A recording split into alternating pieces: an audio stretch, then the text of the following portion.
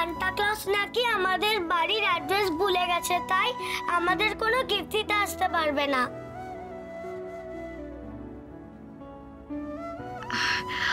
তোমরা চিন্তা করো না মেঘ বৃষ্টি, এবারের ক্রিসমাসে সান্টা ক্লজ তোমাদের গিফট দেবেই দেবে।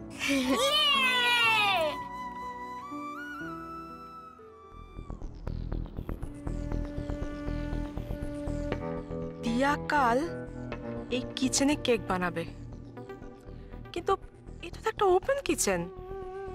এখানে কি হচ্ছে না হচ্ছে ড্রয়িং রুম থেকে স্পষ্ট দেখা যায়।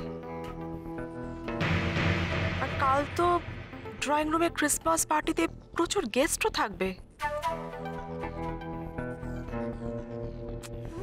এত লোকজনের মধ্যে দিয়ার কেকটা কি করে নষ্ট করব আমি?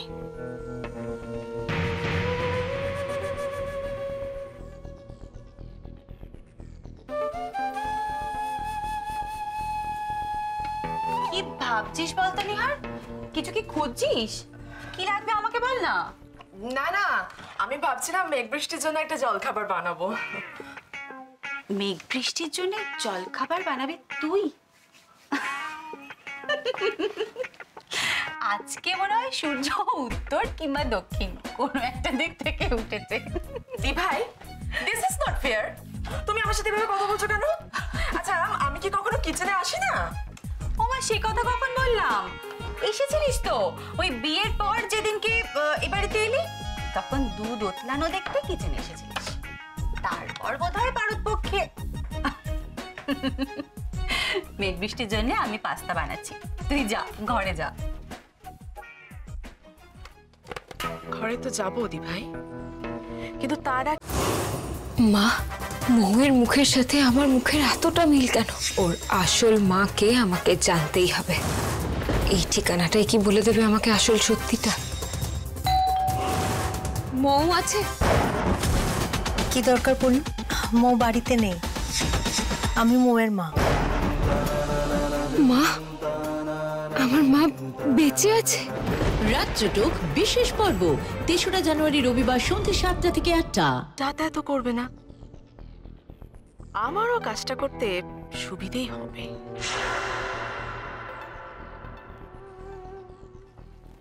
ঠিক আছে দি ভাই, তুমি বরং মেঘ বৃষ্টির জন্য পাস্তা বানিয়ে ফেলো। তুমি নেহাত বললে তাই তোমার মনে কষ্ট দিয়ে আমি আর জলখাবারটা বানালাম না। আদারওয়াইজ আমার হাতের প্রিপারেশন খেয়ে তোমার হাতে বানানো এই পাস্তা হয়তো ওদের মুখেই রচতো না।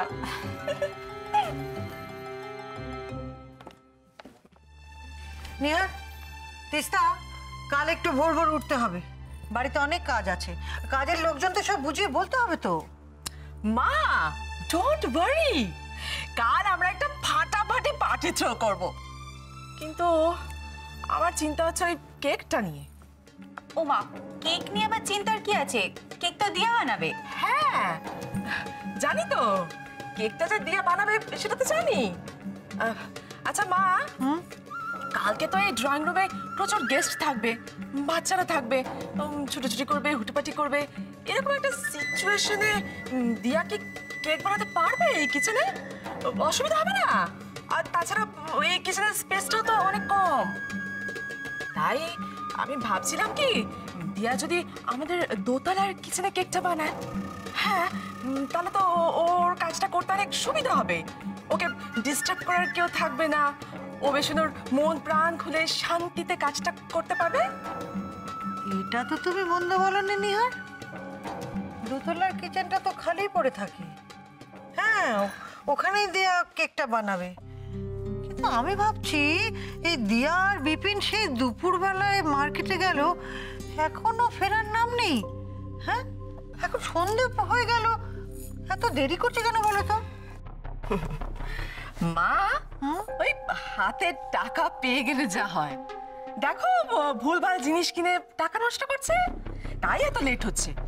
আবার তো সাথে নিয়ে গেছে ওই বিপিন দাকে, দুজনের কারোরই তো কোনো টেস্টই নেই। কিন্তু কিনবে তো কেকের সরঞ্জাম, তাতে তো দেরি কেন? দেরি কি আর সাধে হয়েছে মা? ওই তো দিয়ে এসে গেছে। আচ্ছা বিপিন, তোমাদের তো দেরি হলো কেন? হ্যাঁ, সে কথাই তো বলছি, এ দোকান সে দোকান। আসলে এই দোকান সে দোকান ঘুরেও না ঠিক মতো জিনিস পছন্দ হচ্ছিল না, তাই ওই কেনাকাটা সেরে ফিরতে একটু দেরি হয়ে গেল। বাবা, তোমরা কত কিছু কিনে নিয়ে এসছো গো। এই দেখি দেখি। এই তো এই ব্যাগটার মধ্যে রয়েছে কেকের সরঞ্জাম, দেখো না। ও, আর এই প্যাকেটগুলো দেখি না। সরি ছোটদি ভাই, এই প্যাকেটগুলোতে যে তোমাদের সবার জন্য গিফট আছে সেটা যদি এক্ষুনি বলে দিই তাহলে তো সারপ্রাইজটাই মাটি হয়ে যাবে। ছোটদি ভাই, এই প্যাকেটগুলোতে ঘর সাজানোর কিছু জিনিসপত্র রয়েছে, তেমন কিছু নাই, টুকিটাকি। ও আচ্ছা আচ্ছা আচ্ছা মা, আমি বরং দিয়ার কাজটা একটু এগিয়ে রাখি, ঠিক আছে? এই এই জিনিসপত্রগুলো, কেকের সরঞ্জামগুলো আমি জায়গা মতো রেখে আসছি। ছোটদি ভাই, তুমি এইগুলো নিয়ে কোথায় যাচ্ছ? তুমি এগুলো রান্না করে রেখে দাও না, আমি তো ওখানেই কেকটা বানাবো। না দিয়া, এই কিচেনে নয়, আমরা ডিসাইড করেছি তুমি দোতলার কিচেনে কেক বানাবে। ওখানে তো তোমাকে ডিস্টার্ব করারও কেউ থাকবে না, তুমি একেবারে প্রাণ খুলে কেক বানাতে পারবে। মাও কত খুশি হবে বলো।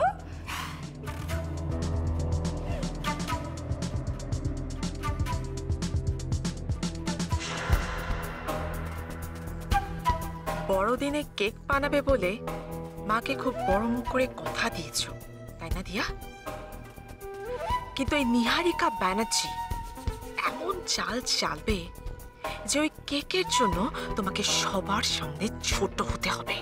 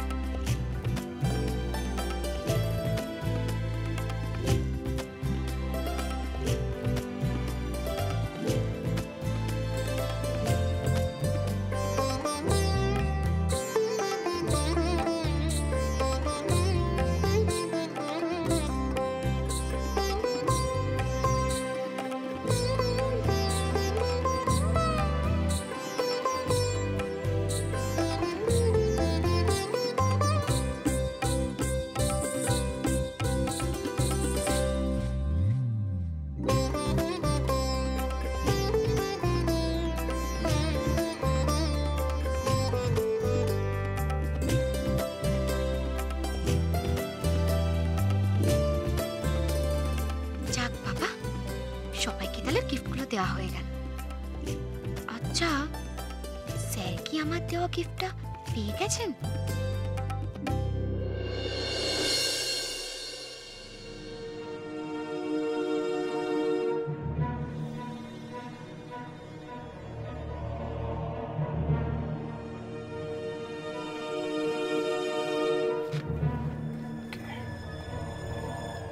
Scheduled next. স্যার, আপনি স্টেট চ্যাম্পিয়নশিপের শিডিউলটা ডায়েরিতে কেন লিখছেন? আর কার কবে কোথায় খেলা সেটা যেন আপনি কি করবেন? দিয়া, এই কদিন তুমি আমার সঙ্গে থেকে অন্তত এইটুকু নিশ্চয়ই বুঝতে পেরেছো যে আমার জীবন ব্যাডমিন্টনকে বাদ দিয়ে কখনোই সঠিক ট্র্যাকে এগোতে পারে না। আমি নিজে কোর্টে দাঁড়িয়ে না খেললেও কোর্টের ভেতরের খবর অন্তত আমার রাখা দরকার,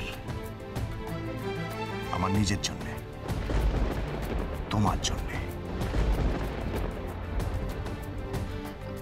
কিন্তু স্যার, দিয়া, আমি আজকাল লক্ষ্য করছি ব্যাডমিন্টনের কথা উঠলেই তুমি তোমার কথা শুরু করো একটা কিন্তু দিয়ে।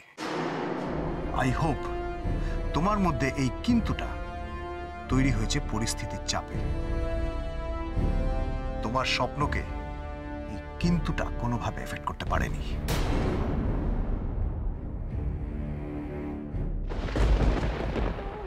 পারেনি স্যার, আর পারবেও না। আমার স্বপ্নটা হয়তো আর পূরণ হবে না, কিন্তু আমার স্বপ্নটা মনের মধ্যেই বেঁচে থাকবে সব সময়। শুয়ে পড়ো দিয়া, অনেক রাত হলো। কাল সকালে উঠে আবার তোমার অনেক কাজ, কেক বানানো, ঘর সাজানো। শুধু ঘর সাজানোই নয় স্যার, এবারের প্রত্যেকটা মানুষের স্বপ্নগুলোকে, একে অপরের সঙ্গে সম্পর্কগুলোকে আরো নতুন করে সাজাতে হবে স্যার। কি বললে তুমি? আর মুখে কিচ্ছু বলার নেই স্যার, এরপর যা বলবে আমার ক্রিসমাসের উপহারটাই বলবে। তেমন কিছু নয় স্যার, আপনি শুয়ে পড়ুন।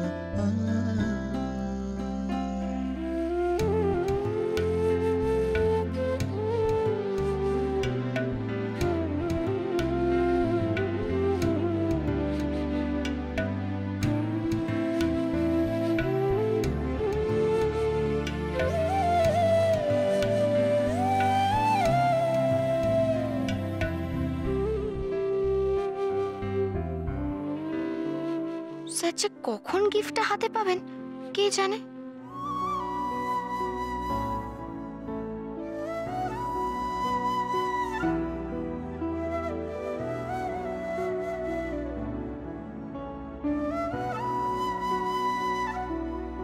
গিফটটা পেলে উনি খুশি হবেন তো, নাকি আবার ওনার মুখটা হাঁড়ি হয়ে যাবে? একটু ওপাশ ফিরে দেখি তো স্যার কি করছেন।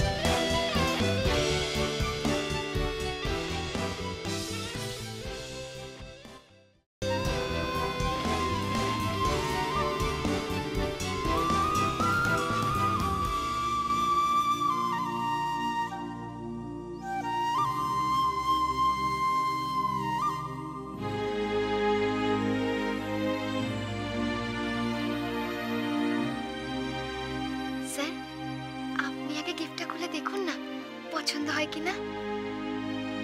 আমি আগে খুলবো? Please sir.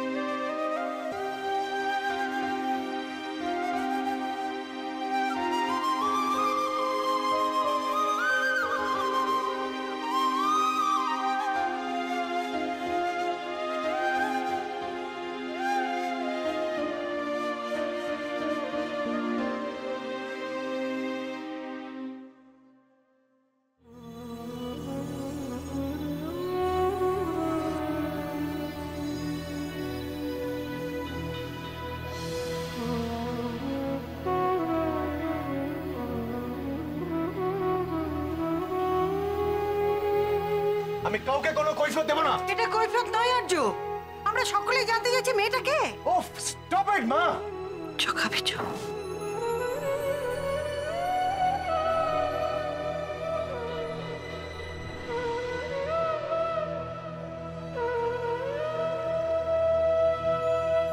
সরি মা, সরি। কি চাও তুমি মা? বলো তুমি কি চাও? তুই বিয়ে কর আর্য, তুই বিয়ে করে সংসারী হ। আমি শুধু এইটুকু চাইছি, তুই কথা দে আমাকে, কথা দে।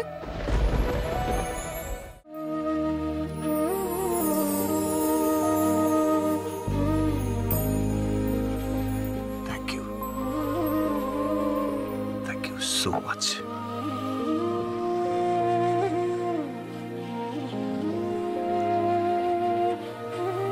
তোমার গিফটটা খোলো।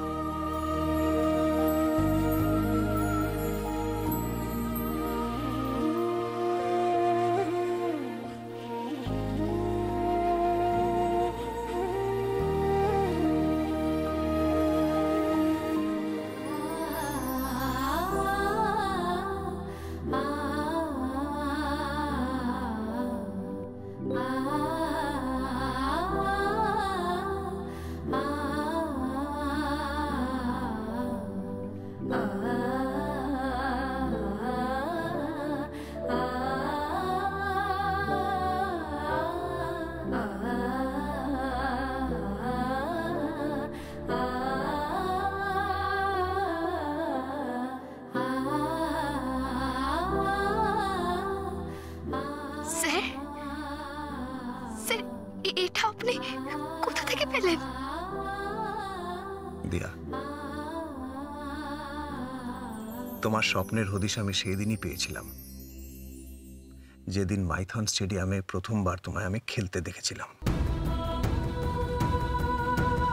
সত্যি স্যান্টা আছে কিনা সেটা আমি জানি না, কিন্তু আমার মনে হয় স্যান্টা আমাদের ইচ্ছে শক্তি, যা দিয়ে আমরা আমাদের স্বপ্ন পূরণ করি। দিয়া, তোমার মনের স্যান্টাকে বাঁচিয়ে রেখো। তোমার স্বপ্নগুলো যদি পূরণ হয় তাহলে দেখবে আমাদের জীবনের প্রত্যেকটা দিন ক্রিসমাস ইভ হয়ে উঠবে।